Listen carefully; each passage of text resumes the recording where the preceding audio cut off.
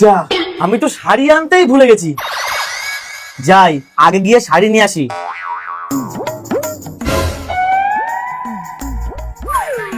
বাহ, সোনার আংটি!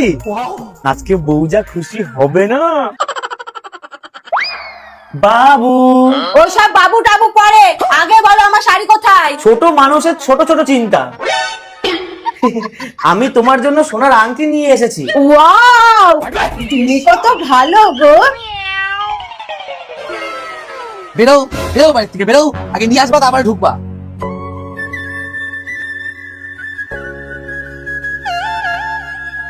এই আবার কোথায় যাচ্ছে? আগের দিন একটা শাড়ি কিনে আমাকে খুব ব্যঙ্গ করেছিল, এইবার দেখ আমি কেমন জ্বালাই। দিদি, ও দিদি, কোথায় যাচ্ছ?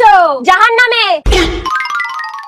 তা যাও, তবে রাস্তায় যদি কিছু খাও তাহলে ভালো করে হাত ধুয়ে নিও, কারণ আঙুল টাঙুলে কত নোংরা থাকে।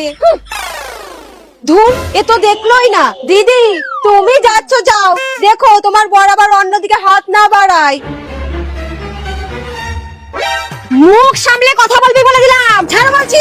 আমি তোমার ভালোর জন্যই বলেছি, না হলে আমার কি দরকার তোমার সংসারে উংলি করার? এই, তুমি আংটি কোথা থেকে পেলা? কোথায় পেলা মানে? আমার বর আমাকে গিফট করেছে। কি হয়েছে গো, এত চিল্লামিল্লি কিসের? বাহ বাবা বাবা, তোমার বর তোমাকে লোকের আংটি গিফট করেছে মানে? এইটা আমার আংটি, সকালে রাস্তায় হারিয়ে গিয়েছিল।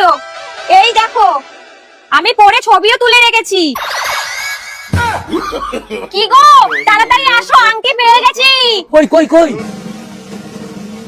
তাই তো, কোথায় পেলা? ইনি পেয়ে বউকে গিফট করেছে। ছি, লোকে আংটি বউকে গিফট করে। চলো বাড়ি চলো।